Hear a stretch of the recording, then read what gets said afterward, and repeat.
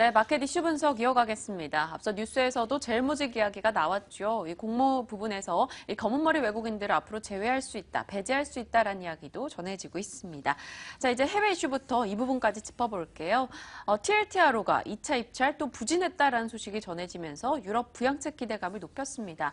앞서 준이 앵커가 보여줬던 영상에서 은행에서는 필요성을 못 느낀다, 돈을 빌릴 필요성이 없다라는 이야기가 나오는데요. 어떻습니까? 네, 일단 TLTRO가 1차와 2차 모두 다 예상치에 미치지 못했습니다. 네. 보시는 대로 입찰액이 모두 예상치에 미치지 못했고요. ECB가 4천억 유로를 예상했었는데 2,100억 유로 규모로 한 50%밖에 되지 못했죠. 절반 정도, 네. 네, 맞습니다. 이에 따라서 앞으로 ECB의 정책 효과가 상당히 적을 것이다라는 이야기들도 나오고 있습니다. 그만큼 자금이 풀리지 못했기 때문인데요. 이 부분들 저희가 좀 어떻게 해석을 하면 좋을지 오늘도 MTN의 김종우 연구위원 모시고 이야기 나눠보도록 하겠습니다. 위원님. 네, 원래 ECB가 약속한 추가 부양책이 1조 유로였습니다. 네. 그중에서 4천억 유로는 ABS라든지 이런 쪽으로 지원하기로 했고요. 4천억 유로는 TLTRO를 중심으로 지원하기로 했었고 나머지 2천억 유로는 다른 방향으로 지원하기로 했었죠. 그런데 지금 표에서 보신 대로 4천억 유로가 나와야 될 TLTRO가 2천억 유로 정도밖에 나오지 않았습니다. 그 부족분을 채워야 된다는 거죠. 당연히 시장에서는 기대감이 높아질 수밖에 없는 상황이 아닌가 보여집니다. 그래서 추가 대책에 대한 기대감이 확대되면서 유럽 증시도 장 후반에 꼬리를 말아올리는 그런 모습을 보였다라는 점. 이 부분이 이제 일정 부분 기대감이 살아있다라고 봐야 될 것 같고요. 그 다음에 이제 독일과 계속적인 조율을 통해서 어느 정도 정책에 그 발을 맞춰 나가려는 시도도 최근 들어서 이어지고 있다. 그래서 일부 외신에서는 그런 얘기까지 나오고 있죠. 드라기가 내년에는 드랍하고 예스 바이트만이 ECB의 수정으로 올라설 수 있다라는 얘기도 나오고 있는 겁니다. 그 얘기는 무슨 얘기냐면 독일의 입장만 가겠다라는 얘기가 아니라 아예 독일을 수장으로 세워서 최대한 합의해보겠다라는 그런 뉘앙스로 들리고 있거든요. 그래서 전체적인 추임새로 봤을 때는 아마도 빠르게 내년 초반에 ECB에서 추가적인 대책, 국채 매입이 되었든 회사채 매입이 되었든 무언가 나올 가능성은 굉장히 높아졌고 그 금액은 2천억 유로에 육박할 가능성이 있다. 이렇게 좀 보여주고 있습니다. 네, 유로화 부분도 이야기를 해봐야 될 것 같아요. 추가 양적 완화 이야기가 나왔습니다. 그럼 유로화 쪽에서도 하락을 할 것인지 앞으로 흐르면 어떻게 진행되리라 보십니까? 방향은 정해졌죠. 달러 강세, 유로 약세는 이미 방향 정해진 겁니다. 엔화도 마찬가지죠. 추가적인 이번에 만약에 선거를 통해서 다시 한번 자민당의 압승까지는 아니더라도 승리를 인정받는다면 일본도 현재 정책을 멈추지 않을 겁니다. 그렇다면 전체 국제 통화의 한 90%를 차지하고 있는 달러, 유로, 엔에서 유로와 엔의 약세는 이미 정해진 기정사실이고요. 다만 그 시기가 언제냐를 논의하는 것인데 지금 주춤거리고 있는 유로화의 움직임은 결국은 정책이 내년 초반에 나올 것이기 때문에 그 정책을 보고 움직일 가능성이 높다라는 거죠. 준비된 그림을 보시면 일본 기준으로 지난 10월 달부터 달러가 강세를 보이는 구간에서 엔화는 폭락했지만 그래도 유로화는 느리게 움직이는 양상인데요. 추가적인 대책이 내년 1월로 예상되고 있으니까 아마 내년으로 넘어가게 되면 가파르게 움직일 가능성, 유로화도 1.20을 깨고 내려갈 가능성을 열어두는 것이 맞지 않냐라고 보고 있고요. 그 다음에 살펴봐야 되는 것은 또 하나 뭐냐면 지금 의외로 급하다라는 겁니다. 왜냐하면 지금 대부분의 국채금리, 특히 스페인이나 이탈리아나 독일, 프랑스와 같은 국가들의 10년물 국채금리가 디플레이션을 반영하고 있고요. 또 미국과 독일의 2년물 국채금리를 살펴보시면 그 스프레드가 점점 벌어지고 있습니다. 이 얘기 무슨 얘기입니까? 지금 독일에서 돈을 빼서 미국에 투자하는 게 낫다라는 의미도 될 수 있는 거거든요. 그러니까 캐리 흐름이 유로 쪽에서 빠져나와서 미국으로 갈 가능성이 높다라고 보여지는 거고요. 그 다음 그림 살펴보시면 그리스 지금 17일, 23일, 29일 선거를 앞두고 있는데 대통령 선거의 결과가 어떤 방향으로 갈지는 예측 불가입니다만 어쨌든 국채금리로 놓고 봤을 때는 단기 국채가 장기 국채의 금리를 넘어섰습니다. 뭔가 단계적인 불확실성이 확대되고 있다는 거죠. 그렇다면 유로화의 움직임, 현재 그리스의 움직임, 그다음에 국채금리의 움직임, 또 미국과 독일의 국채 스프레드 이런 것들을 종합적으로 보면 뭔가 급하다라는 거죠. 그래서 유럽 쪽에서도 무언가 내놓을 가능성은 충분히 있다라고 다시 한번 판단해 볼 수 있을 것 같고요.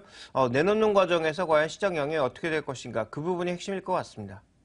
네, 이제 ECB의 TLTRO까지 예상치를 밑돌면서 양적 완화는 꼭 나와야 한다라는 의견들이 대다수입니다. 네. 그만큼 유동성 공급을 하게 되면 시장에 어떠한 영향을 미치게 될지가 가장 큰 변수가 될 텐데요. 우리 시장의 영향도 좀 살펴봐야겠죠. 어떻게 보십니까?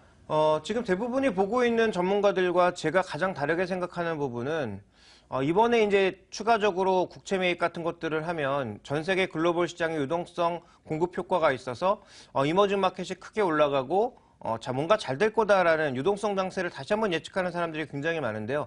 저는 그 의견에 절대적으로 반대하고 있습니다. 지금 돈이 필요한 데가 어딥니까? 유로존 내수에 가장 필요하고요.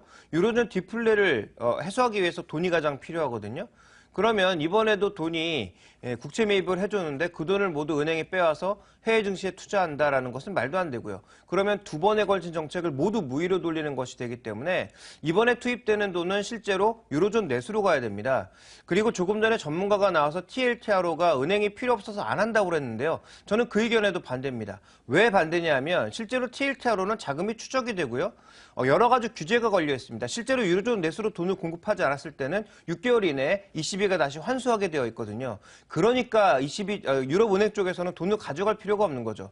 왜 리스크가 많은 유로존 쪽에 돈을 공급하겠습니까? 차라리 돈이 될 만한 다른 지역에 돈을 공급하는 것이 그들 입장에서도 좋은데요. 그러니까 실제적으로 차환 발행용을 제외하고는 돈을 가져가지 않는 거죠. 그러니까 유로존이 지금 가장 심각한 문제는 유로존 내에 대한 신뢰성, 내구성이 떨어졌다라는 것이 가장 큰 문제고요. 그럼에도 불구하고 돈은 거기다 투입해야 된다라는 겁니다. 그래서 결론적으로는 실제로 이번에 유동성을 1월 달에 공급한다고 하더라도 그게 국채 모입이 되었든 회사채 매입이 되었든 어떤 방식으로 공급한다고 하더라도 2천억 유로를 넘을 가능성은 높지 않다라고 보고 있고요. 그 정도의 금액이라면 실제로 시장에 미치는 영향도 제한적이라고 보고 있고요. 국내 증시에 외국인들이 돌아와서 영국계 자금 혹은 그 외 대부분의 자금들이 다시 한국 주식을 사줄 거다라고 생각하는 것은 굉장히 제가 보기엔 좀 어리석은 분석이다. 굉장히 순진한 분석이다. 이렇게 보고 있습니다. 네, 자기들 살자고 일단 정책을 펴는 건데 그게 네. 또 국내로 들어와서 우리 걸 회복시켜 줄 거야라는 기대감은 좀 낮춰보자 이야기 정리해 주셨어요. 예. 이제 SNS주 얘기해 보겠습니다. 저희가 앞서 시황에서 페이스북과 네이버 이야기를 예. 정리해 드렸는데 요즘 SNS주가 과거만큼 그렇게 막 올라간다라는 느낌이 없어요. 좀 정체되고 있는 이유가 있을 것 같은데요. 어디서 찾을 수 있을까요?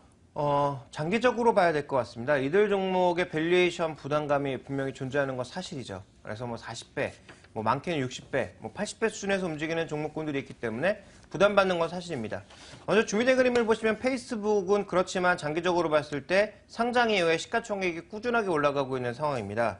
주봉 기준으로 봤을 때도 꾸준하게 주가가 상승하고 있거든요. 물론 일봉으로 보시면 최근에 단기적인 변동성이 나타나고 있습니다만. 그래서 전체적으로 저는 이 SNS 관련주들은 장기적인 시각에서 가장 핵심은 높은 밸류에이션을 정당화해 줄 수 있는 성장성이 나타나고 있는가, 뭔가 신규 서비스, 신규 모멘텀들이 계속 나오고 있는가, 이게 핵심이라고 보고 있고요. 최근에 페이스북이나 국내 라인에서는 그런 부분들이 일정 부분 나오고 있다, 이렇게 보고 있습니다. 자, 그렇게 된다면 SNS주들을 볼 때 어떠한 부분들을 좀 핵심적으로 봐야 할지 그에 따른 투자 전략도 좀 필요할 것 같은데요. 우리 시장에서의 네이버에 대한 향후 전망은 또 어떻게 보십니까? 일단 가장 중요한 건 MAU. 그러니까 월별로 얼마만큼 액티브 유저들이 많이 있느냐, 활발한 유저들이 많이 존재하느냐 여부와 함께 신규 서비스를 얼마나 빠르게 내놓느냐 그 부분이거든요. 그러니까 지금 페이스북도 핀테크 얘기가 나오면서 굉장히 뭔가 부양을 받고 있는 그런 양상인데요. 라인을 한번 살펴보도록 하겠습니다. 준비된 그림을 보시면 라인 국가별 가입자 수가 예전에 라인이 무슨 글로벌 서비스냐, 일본 서비스지 이런 얘기했거든요. 근데 지금 보시면 일본 5천만 명, 태국 3천만 명, 인도네시아 3천만 명, 인도 3천만 명, 미국 2,500만 명, 대만 같은 경우에는 인구가 2천만인데 1,700만이 라인을 쓰고 있습니다. 거의 전 국민이 쓰고 있다고 해도 과언이 아니고요. 그런 관점에서 봤을 때는 어느 정도 글로벌 서비스로의 위상을 갖췄다라고 봐야 되겠죠. 남미, 유럽, 아시아 여러 군데에 걸쳐 있으니까요. 그 다음에 이제 라인페이라는 것을 연계를 해서 라인 쇼핑, 라인 택시, 라인 망가 등 굉장히 다양한 서비스와 연계할 것으로 현재 얘기가 되고 있습니다. 물론 초기에는 일본을 중심으로 가장 현금화가 잘 되는 일본을 중심으로 서비스를 펼치지만 이게 안착되게 되면 글로벌 서비스로 나아갈 수 있다는 점을 주목해 볼 필요가 있을 것 같고요. 모바일 결제 시장은 다 아시겠지만 앞으로 엄청나게 커질 시장이라는 점에 대해서는 누구나 동의하고 있습니다. 또 하나 4분기 실적이 그럼 나쁠 거냐? 현재 지금 라인의 성장성이 워낙 가파르게 진행되고 있는 상황이기 때문에 광고 수익이라든지 게임 부분의 매출을 통해서 여전히 증가하고 있다는 거죠. 자, 그런 관점에서 네이버의 성장성은 여전히 죽지 않았다라는 관점에서 본다면 단기적으로는 조금 흔들릴 수 있어도 장기적인 관점에서는 매수가 맞다라고 보고 있고요. 그럼 매도 타이밍은 언제냐? 아마도 나스닥에 상장했을 때 고점 형성 신호가 나오게 된다면 그때가 아무래도 제가 보기엔 결정적인 매도의 시그널이 아닌가. 그래서 지금 거의 박스 하단까지 내려와 있기 때문에 저는 매수 시점이다라고 보고 있습니다. 네, 장기 관점에서 현재 저가 매수가 가능하다 이야기 주셨고요. 좀 더 살펴봐야 되는 타이밍으로는 이 미국 나스닥에 상장할 때를 좀 노려볼 수 있다라고 이야기 주셨습니다. 이제 제일모직 이야기 해볼게요. 어제 이 공모청약 마무리가 됐습니다. 역대 최대였는데 앞으로 그쪽으로 쏠렸던 자금이 국내로 들어오지 않을까 이런 기대를 하는 이들이 있더라고요. 네. 이거 좀 가능하다고 보십니까? 간단하게 말씀드리겠습니다. 불가능합니다. 왜 불가능하냐면 공모자금 내에는 굉장히 다양한 성격의 자금들이 있거든요. 원래 주식시장에 있던 자금도 꽤 있겠지만 상당수 자금들은 순간적인 대박을 노리고 들어온 자금들이라는 거죠. 이런 자금들은 실패하면 다시 증시로 들어오지 않습니다. 그래서 증시로 들어오는 자금의 흐름은 제한적일 거다. 이렇게 보시는 게 맞겠습니다. 네, 저희가 SDS 상장 때도 역시나 겪어봤지만 그렇다고 해서 주식이 크게 오르거나 하지 않았잖아요. 때문에 제일모직 이번 청약도 그렇게 크게 기대할 것은 없겠다라는 이야기로 정리해 볼 수 있겠네요. 네, 이 이슈 포함해서 어제 이벤트가 참 많았습니다. 글을 정리하면서 한 주 마무리해야겠죠? 시장 선전략 이어갑니다.